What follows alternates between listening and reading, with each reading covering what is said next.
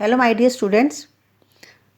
इस वीडियो में आज हम पढ़ेंगे कक्षा 12वीं की पुस्तक वितान से लिए गए पाठ जूझ, जिसे आनंद यादव जी ने लिखा है। यह अंश लेखक के एक बहुचर्चित आत्मकथात्मक उपन्यास का है। जूझ जूझ का अर्थ है संघर्ष। इस कहानी में जो कथानायक आनंद है, उसने पाठशाला जाने के लिए संघर्ष किया। तो इस कहानी में एक किशोर के देखे और भोगे हुए गंवई जीवन, ग्रामीण जीवन के खुरदरे मतलब उसकी वास्तविकता को, यथार्थ व परिवेश को बड़े ही विश्वसनीय ढंग से प्रस्तुत किया गया है। इसके साथ साथ जो आनंद की माँ है, वह भी अपने स्तर पर संघर्ष करती है। लेखक के संघर्ष में उसकी माँ, देसाई सरकार, मराठी व गणित के अध्यापक ने सहयोग दिया। कहानी में आनंद का पिता उनको पाठशाला जाने से मना करता है, तो उसके बावजूद जो कथानायक है अपने माँ को पक्ष में कर कर देसाई सरकार से इस बात की सहायता लेता है। लेखक के पिता ने उसे पाठशाला जाने से रोक दिया और खेती के काम में लगा दिया। वह पाठशाला जाने के लिए तड़फता रहता था, परंतु अपने पिता से कुछ भी कहने की हिम्मत नहीं रखता था, क्योंकि उसे पिटाई का डर रहता था। उसे विश्वास था कि खेती करने से तो कुछ मिलने वाला है नहीं, और या बल्कि धीरे धीरे इस खेती से मिलने वाला लाभ घट रहा है। पढ़ने के बाद नौकरी लगने पर उसके पास कुछ पैसे आ जाएंगे। दिवाली के बाद ईख पेरने, जो गन्ना लगाया जाता है, के लिए कोल्हू चलाया जाता था, क्योंकि उसके पिता को सबसे पहले गुड़ बेचना होता था ताकि अधिक कीमत मिल सके। हालांकि पहले ईख काटने से उसमें रस कम निकलता था। इस वर्ष भी लेखक के पिता ने जल्दी कार्य शुरू कर दिया, अतः ईख जो पेरने काटने का काम था सबसे पहले संपन्न हो गया। एक दिन लेखक की माँ धूप में कंडे, जो गोबर के कंडे होते हैं, थाप रही थी, और वह बाल्टी में पानी भर भर कर उसे दे रहा था। अच्छा मौका देखकर लेखक ने अपनी माँ से अपनी पढ़ाई की बात की, और माँ ने अपनी मजबूरी प्रकट करते हुए कहा कि तेरी पढ़ाई लिखाई की बात करने पर तुम्हारा जो पिता है वह एकदम से किसी जानवर की तरह गुर्राने लग जाता है। लेखक ने सुझाव दिया कि वह दत्ताजी राव सरकार से उसकी पढ़ाई के बारे में बात करे। माँ को भी उसकी बात थोड़ी थोड़ी समझ में आई, वह इस पक्ष में हो गई। वह बच्चे की तड़फन को समझती थी, वह खुद भी बच्चे को पढ़ाना चाहती थी। अतः रात को लेखक की पढ़ाई के संबंध में वह बात करने के लिए दत्ताजी राव देसाई के पास गई और सारी बात बताई, और यह भी बताया कि दादा सारे दिन बाजार में रखमाबाई के पास गुजार देता है। लेखक का जो पिता है किसी रखमाबाई, बाजार में कोई औरत है, उसके पास गुजार देता है। वह खेती का काम नहीं करता, और उसने बच्चे की पढ़ाई इसलिए बंद कर दी ताकि वह सारे गांव भर में आज़ादी के साथ घूमता रहे और बच्चा खेती का काम करे। यह बात सुनकर देसाई साहब को गुस्सा आ गया। उसने चलते चलते लेखक को यह भी कहा कि अब भी वह कक्षा में पढ़ने लगे तो 2 महीने में 5वीं पास कर लेगा, और उस तरह से उसका साल बच जाएगा। पहले ही उसका 1 साल खराब हो चुका था। तो राव ने लेखक से कहा कि घर आने पर अपने पिता को मेरे पास भेजना और कहना कि तुम्हें राव साहब ने बुलाया है, और थोड़ी देर बाद तुम भी आ जाना। माँ बेटा ने राव साहब को पहले ही सचेत कर दिया कि हमारे आने की बात उनसे मत कहना कि हम आपके पास आए थे। राव ने उन्हें कहा कि नहीं, तुम निडर होकर जाओ, निर्भय होकर जाओ, मैं उनसे नहीं कहूँगा। रात को जब उसके पिता घर पर आए तो माँ ने कहा कि वह साग सब्जी देने के लिए देसाई सरकार के यहाँ गई थी, तो उन्होंने कहा था कि बहुत दिनों से तुम्हारा मालिक दिखाई नहीं दिया, खेत से आ जाने पर इधर भेजना। तो यह सुनकर जो दादा पिता थे उनको अपने सम्मान की बात लगी, और वह तुरंत चले गए। आधा घंटे बाद लेखक उन्हें खाने के लिए बुलाने चला गया। तो लेखक से पूछा राव साहब ने कि तुम कौन सी कक्षा में पढ़ते हो। तो लेखक ने बताया कि वह 5वीं कक्षा में था, लेकिन स्कूल नहीं जाता, दादा ने मना कर दिया, और उसे खेतों में पानी लगाने वाला चाहिए था, और मुझे खेतों में काम करने के लिए लगा दिया। तो राव ने दादा से पूछा भी, तो उसने लेखक के कथन को स्वीकार कर लिया। उसने जब पूछा कि क्या तुमने इसको स्कूल जाने के लिए मना किया है, तो उसने हाँ कर दी। तो देसाई ने लेखक के पिता को खूब फटकार लगाई और कहा कि तुम्हारा ध्यान खेती में नहीं है, तुम बीवी बच्चों को खेतों में जोत कर, और तुम सारा दिन मस्ती के लिए अपना घूमते रहते हो और लड़के के जीवन को बलि चढ़ा रहे हो। उसने लेखक को कहा कि तुम सुबह पाठशाला जाना और मन लगाकर पढ़। अगर ये तुझे मना करे तुम्हारा पिता, तो तुम मेरे पास आना, मैं तुम्हें पढ़ाऊँगा। तो लेखक के पिता ने उस पर गलत आदतों का आरोप लगाया। अब लेखक के पिता को लगा कि ये तो मेरी ही सारा अपमान हो रहा है, तो उन्होंने बोला, बच्चे के ऊपर इल्ज़ाम लगा दिया कि यह कंडे बेचता है, चारा बेचता है, सिनेमा देखता है, जुआ खेलता है, खेती व घर के कामों पर ध्यान नहीं देता, इसलिए मैंने इसको स्कूल की पढ़ाई से हटा लिया और खेतों में लगा दिया। तो लेखक ने अपने उत्तर से उन्हें संतुष्ट कर दिया, लेकिन लेखक ने जवाब में राव साहब को उत्तर दिया और देसाई साहब को संतुष्टि हो गई। उन्होंने पूछा कि तुम कभी फेल तो नहीं हुए? उसने बोला हाँ ना, मैं कभी फेल नहीं हुआ। फिर उसे कहा कि नहीं, तुम कल से पाठशाला जाना। और उसके बाद उन्होंने उसके पिता को भी समझाया और उसके पिता ने पाठशाला भेजने की हामी भर दी।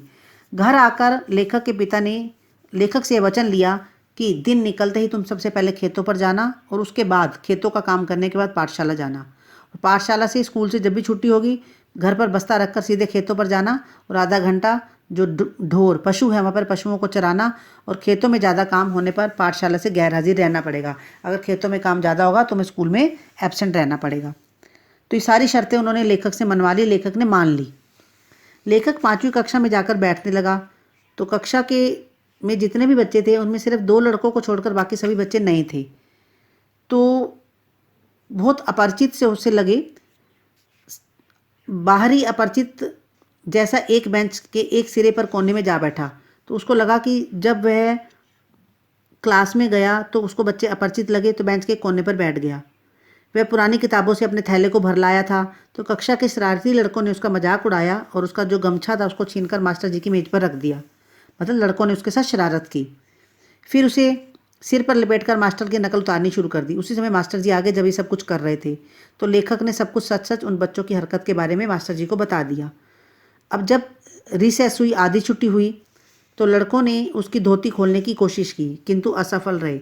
जो लड़के थे वह लेखक को तरह तरह से परेशान करते रहे। उसका मन उदास हो गया। उसने घर जाकर माँ से नई टोपी, 2 नाड़े वाली चड्डी निक्कसी मंगवा ली जिसमें नाड़ा लगा हुआ था ताकि उसको बांध ले, और मैल खाऊ रंग की मंगवा ली। मैल खाऊ रंग मीन्स जो जल्दी मैली ना हो। धीरे धीरे लड़कों से उसकी परिचय बढ़ने लगा, उसका मेलजोल बढ़ने लगा, आपस में दोस्त बनने लगे। मंत्री नामक मास्टर आए एक बार विद्यालय में। तो वो जो मास्टर जी थे मंत्री नामक, वे छड़ी का उपयोग नहीं करते थे। तो वे जब लड़कों को उन्होंने पीटना होता था तो उनके पीठ पर घूसा लगाते थे, मुक्का मारते थे।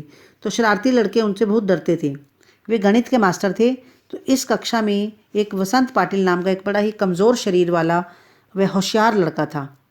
तो वह बड़ा ही शांत स्वभाव का था और हमेशा पढ़ने में लगा रहता था। तो मास्टर जी ने उसे देखकर उसे कक्षा का मॉनिटर बना दिया। लेखक भी उसकी तरह पढ़ने लगा। उसको देख देख कर उसने भी अपनी कॉपी किताबों को एक तरीके से, सलीके से, करीने से, व्यवस्थित ढंग से रखना शुरू कर दिया। शीघ्र ही वह गणित में होशियार हो गया। दोनों में आपस में अच्छी दोस्ती हो गई।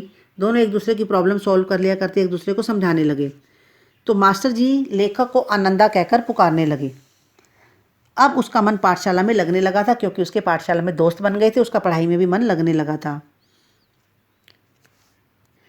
विद्यालय में सौंदलगेकर मास्टर मराठी पढ़ाते थे। पढ़ाते समय वे इतने रम जाते थे पढ़ाने में। उनका आवाज़ बड़ी ही सुरीली थी। छंद व रसिकता के कारण वे कविता बहुत अच्छी पढ़ाते थे। उन्हें मराठी व अंग्रेजी की अनेक कविताएं याद थीं।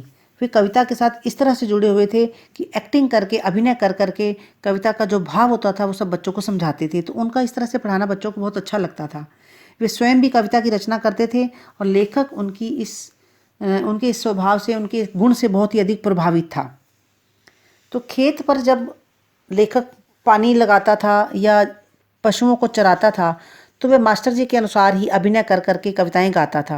वह उन्हीं की तरह अभिनय करता, उन्हीं की तरह गाता, उन्हीं की तरह उसका स्टाइल बनता जा रहा था। उसी समय उसे अनुभव हुआ कि अन्य कविताएं भी इस तरह से छंद और लय में पढ़ी जा सकती हैं। तो लेखक को महसूस हुआ कि पहले जिस काम को करते समय उसे अकेलापन खटकता था अब वह समाप्त हो गया। अब उसे एकांत अकेलापन अच्छा लगने लग गया था क्योंकि उसके अंदर कविता रचने की एक इच्छा और एक गुण जागृत हो रहा था।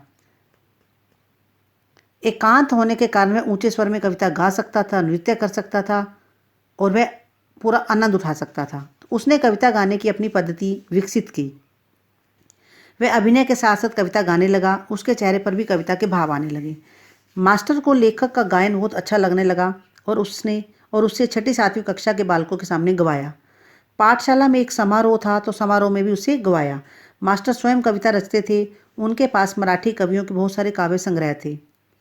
वे उन कवियों के उन्हें संस्मरण भी सुनाते थे। इस कारण अब वे कवि उसे आदमी लगने लगे थे। आदमी लगने में उसे मतलब पहले ऐसे लगता था कविता रचना नहीं कर पाते थे तो नंदा को लगता था कि कवि पता नहीं कौन, एक दूसरी दुनिया के व्यक्ति होते हैं, लेकिन अब लगा कि नहीं, कवि भी एक आम इंसान होते हैं।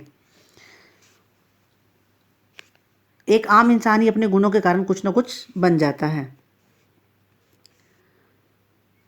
सौंदरलेकर स्वयं कवि थे, इस कारण लेखक को यह विश्वास हुआ कि कवि भी उसकी तरह ही हाडमास व क्रोध लोभ का मनुष्य होता है, एक आम इंसान होता है। लेखक को लगा कि वह स्वयं भी कविता कर सकता है। तो मास्टर के दरवाजे पर एक बेल थी जिसे मालती की बेल कही जाती है, पूरी दरवाजे पर छाई हुई थी। तो उस पर कविता लिखी। लेखक ने मालती, लता व कविता दोनों ही देखी थी।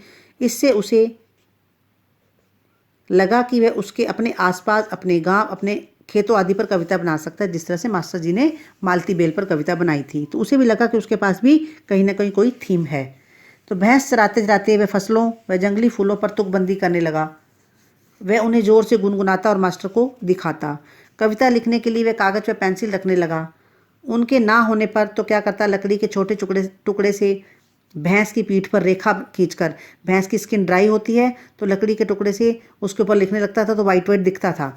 फिर पत्थर की शिला पर, कंकड़ से लिख लेता। मतलब उसके पास अगर सोर्सेज नहीं भी होते थे तो भी इस तरह से कोई ना कोई सोर्स बनाकर वह कविता की रचना करने लगा।